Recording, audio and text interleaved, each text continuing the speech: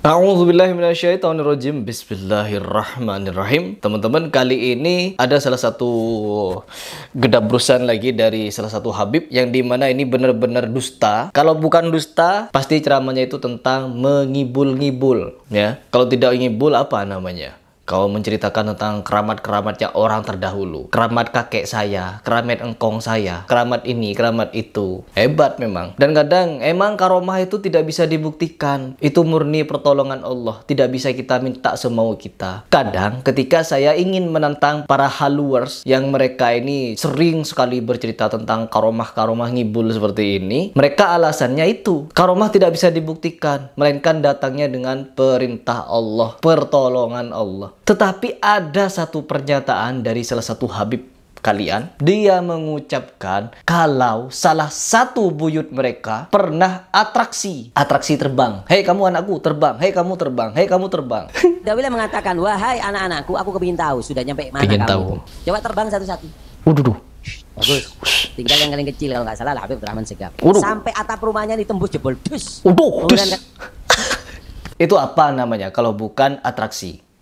Pamer. Bisa dengan seenak, jidat satu-satu disuruh terbang, nembus genteng katanya. Kalau tidak dihentikan sama si guru, dia bakal nembus langit. Itu bukan karomah namanya. Itu namanya atraksi. Bisa seenak jidat mereka dia. Ini bukan lagi kehendak Allah terbangnya, teman-teman. Nabi Musa ketika membelah lautan, bukan keinginan Nabi Musa. Kamu terbelah laut. Tidak. Atas izin Allah belum terbelah lautan. Oh enggak.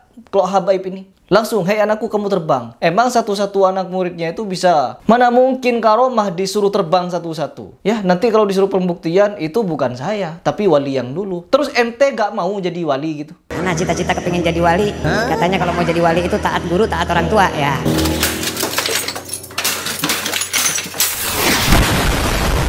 Iya, Beb Habiban, kalian gak mau jadi wali? Kalau mau cerita wali, jangan cuma cerita engkong-engkong kalian. Di kalian coba pamer. Hei kamu nembus bumi, hei kamu nembus awan gitu. Ngapain lagi ke Mekah Madinah naik pesawat kalau bisa terbang seenak jidat? Tentunya sangat mudah bagi kalian terbang dari sini ke Mekah. Mekah gak usah pakai pesawat. Nabi Muhammad dari Mekah ke Madinah hijrah, gak perlu naik onta-ontaan, gak perlu kuda-kudaan. Langsung mereka terbang-terbangan sudah. Tapi kenyataannya apa? Tidak ada satupun dari mereka terbang-terbangan. Kecuali di posisi kejadian Isra Mi'raj. Dan itu pun bukan atas permintaan Nabi. Ya Allah, saya mau Isra, saya mau terbang dari Mekah ke Palestina. No, bukan permintaan Nabi, tapi atas izin Allah untuk menurunkan perintah sholat. Oh enggak, kalau para wali terbang seenak jidat, Mi'raj 70 kali, ke Sidratul Muntaha 70 kali, naik turun. Apa gak capek naik turun itu? Nabi saja semalam 1 kali.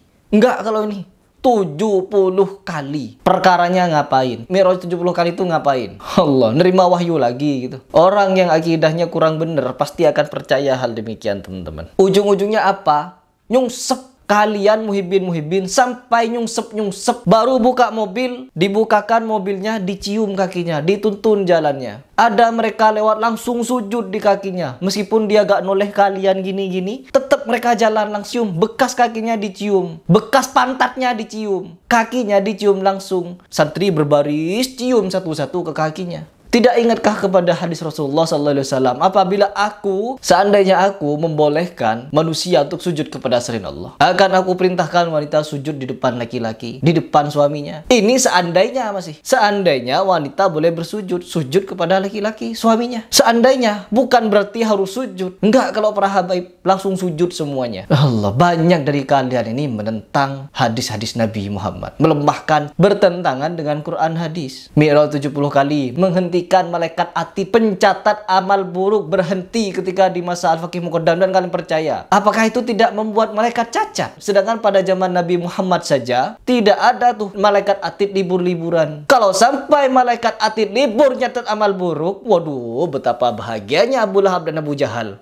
Sampai-sampai melebihi Nabi cerita ini. Allah, dan bodohnya kita, tololnya kita percaya sama mereka. Kisah dusta seperti ini dipercaya. Dimimpikan Abu Lahab setiap hari Senin minum air dari surga dari jempolnya. Ini kalau bukan dusta apa namanya? Kenapa saya menyatakan dusta? Mimpi tersebut sudah mengalahkan Al-Quran, sudah mengalahkan Al-Lahab, kalimat yang sudah dikeluarkan langsung. oleh Allah Subhanahu wa Ta'ala. Oh yo, pasti Abu Lahab bisa bahagia, mendapatkan kebahagiaan di neraka karena dia bahagia atas lahirnya Nabi Muhammad. Abu Lahab itu bahagia bukan karena lahirnya Rasulullah SAW, tetapi lahirnya ponakan laki-laki. Di zaman dahulu itu anak kalau lahirnya perempuan dilaknat, dibunuh, aib. Tapi kalau anak laki-laki yang keluar, maka itu kebahagiaan bagi keluarga. Jadi wajar Abu Lahab bahagia ketika lahir ponakannya yang laki, yaitu Muhammad. Coba Nabi Muhammad lahir seperti yang dikatakan Habib Novel itu, langsung wali. Nabi Muhammad langsung ngaku nabi gitu. Aku adalah Nabi Muhammad, tinggalkanlah Tuhan kalian dan ikutilah Tuhanku. Langsung disamperin sama Abu Jahal, dicabut pedangnya, ditebas kepalanya Nabi Muhammad karena masih bayi, Tapi apa? Nabi Muhammad mengaku sebagai Rasul di usia berapa? 40 tahun. Dan ketika Nabi Muhammad mengaku Rasul, apa yang terjadi? Abu Lahab menjadi musuh utama, musuh bebuyutan, musuh yang paling benci kepada Muhammad. Padahal dia paling cinta. Ingat, Abu Lahab itu bahagia lahirnya Nabi Muhammad, bukan lahirnya seorang Rasul, tapi lahirnya seorang ponakan laki-laki. Masa sampai di sini kalian tidak mau mikir? Masih mau dibohongi sama oknum-oknum Habib ini. Oknum Habib, banyak oknumnya. Tidak perlu baca lebar. Sekarang ada satu video yang sangat membagongkan, sangat sontoloyo menurut saya. Langsung saja ke video. Syekh Ali Khalil Ghassam ini kalau sholat atau di luar sholat? Ngapain kalau lagi sholat?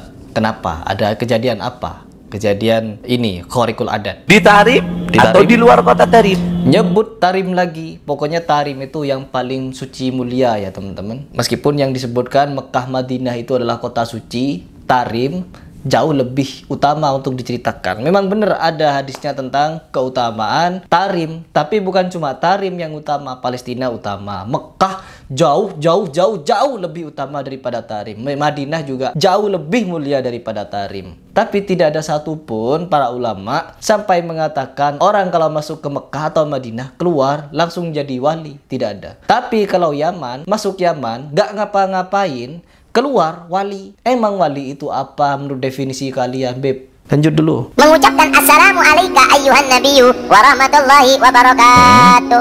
Oke, setelah mengucapkan kalimat itu kenapa? Ada apa? Ketika mengatakan seperti ini, mendapat jawaban dari Rasulullah. Allah. Jadi setiap mengucapkan salawat kepada Rasulullah, assalamualaikum ayyuhan nabiyyu warahmatullahi wabarakatuh, itu mendapat jawaban dari Rasulullah. Waalaikumsalam ya Syekh. Mungkin begitu jawabannya. Kalau nggak dengar dibaca lagi. Kalau nggak ada suara Nabi menjawab balik, diulang lagi. Assalamualaikum ya Nabi warahmatullahi wabarakatuh. Terus sampai Rasulullah jawab. Allahu Akbar, ya Allah, ya Allah, ya Allah. Dapat dari mana cerita ente, Bib? Kenapa ini MUI diem? Kenapa Departemen Agama, Kementerian Agama diem melihat cerita seperti ini? Kenapa tidak ditelisik ini cerita berasal dari mana? Awalnya dari mana ini kisah? Kok bisa ada kisah seperti ini? Dan dibiarkan pula. Apa-apaan ini? Kalau Rasul tak menjawab, katanya diulang-ulang sholawat itu. Di sholat atau di luar sholat, di kota tarim atau mungkin di sholat aja. Di sholat atau di luar sholat, di tarim atau kota tarim, nyebut tarim lagi. Kota 1000 wali katanya. Enggak, kalau di Mekah dan Madinah gak ada wali teman-teman. Yang ada cuma dari tarim. Dari tarim langsung ke Indonesia, Indonesia jadi milik orang tarim. Hakikatnya. Di luar enggak, di luar sholat juga. Bukan hanya di bukan hanya di kota tarim. Tarim, di luar kota tarim, kalau membaca ini dijawab oleh Rasulullah, waalaikumsalam ya Syekh. Allah ya Syekh. Gedek saya dengar seperti ini ya. Rasanya itu kalau mendengar orang-orang ngibul seperti ini dan didengar baik oleh jemaahnya, dan jemaahnya anti mikir-mikir klub, anti mikir-mikir klub. Artinya gak usah dipikirin. Itu khawariqul adat, itu keistimewaan, itu karomah. Gak sekalian atraksi terbang. Hei anakku terbang, hei muridku terbang, hei kamu terbang, terbang. Sebagaimana al-hikmah itu yang atraksi kebal, atraksi makan beling. Gak sekalian atraksi dilindes kereta api, biar kelihatan karomahnya bagaimana. Sekarang banyak orang-orang yang bercerita tentang karomah-karomah orang-orang terdahulu, teman-teman. Kalau kita melihat seperti dobol-dobol yang ada kemarin, yang viral kemarin, seperti Gus Samsudin, Gus Idris, Gus ini, Ujang Tommy, itu siapa lagi itu teman-temannya. Itu semua para pendusta itu. Allahu Akbar, didolong mental. Shallu ala Nabi, muntah-muntah darah. Itu semua dusta atas Nabi. Itu konten permainan. Dan itu termasuk mengolok-olok Al-Quran. Sudah jelas peringatan dari Allah Subhanahu wa Ta'ala. Barang siapa yang memperolok-olok Al-Quran, memperolok-olok Allah dan Rasulnya, maka dia telah kafir setelah beriman. Ini terjadi pada umat-umat akhir zaman. Atau umat-umat bagaimana ini? Dengan mudahnya dia menyebut nama Allah. Allahu Akbar, dolong mental, acting padahal. Dan mereka menyebut itu karomah, pertolongan Allah. Apa-apaan kalian ini? Double. Ini yang satu apalagi ini. Dustanya luar biasa, gedabrusan ini. Kalau gak dijawab sama Rasul katanya diulang-ulang. Berapa kali sehari dijawab? Berapa kali dijawab? 5 waktu. Belum lagi sholat sunnah. Sekali ngomong dijawab, sekali ngomong dijawab oleh Rasulullah. Dusta. Ini karomanya Sayyidina Syekh Ali Khalid Qasam. Holy Qasam. Siapa itu Holy Qasam itu? Ini Sayyidina Ali Khalid Qasam setiap mengucapkan ada HP ya teman-teman. Jadi dia memang sengaja live di media sosial apa gitu. Live di media sosial apa, terus di video, direkam untuk diupload ke YouTube. Sengaja. Ya, dia sengaja menyiarkan pidato ini untuk didengar khalayak. Dan ketika didengar oleh khalayak, apakah tidak boleh kita tanggapi di media sosial juga? Ya boleh, hak itu, ya hak. Karena apa? Habib ini sudah berani menyebutkannya di media sosial, jadi kita harus menanggapinya di media sosial juga. Oh enggak, kalau sekarang jangan ditanggapi media sosial, itu namanya mempermalukan. Emang dia tidak malu menceritakan kebodohan seperti ini, kedunguan seperti ini, kedustaan seperti ini. Dia saja menceritakan kedustaan seperti ini dengan bangga hati. Tentunya kalau kita ke sana, dia akan membela. Sebagaimana saya sudah mendebat berbagai macam muhibbin, dan ujung-ujungnya kalau gak bawa hadis palsu, bawa cerita palsu, cerita halu. Kadang datang orang dari luar kota. Untuk apa? Untuk mendengarkan suara indah Rasulullah SAW.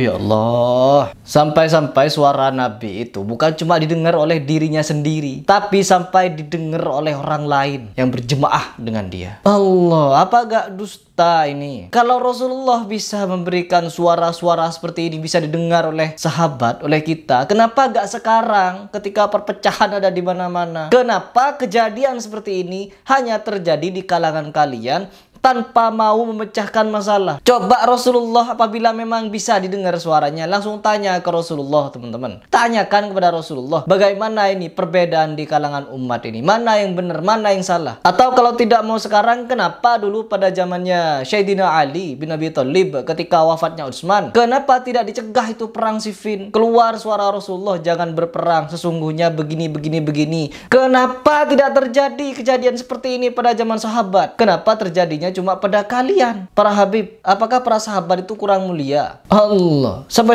didengar pada jemaah katanya. Di sampingnya Syekh Ali Khalid Qasam.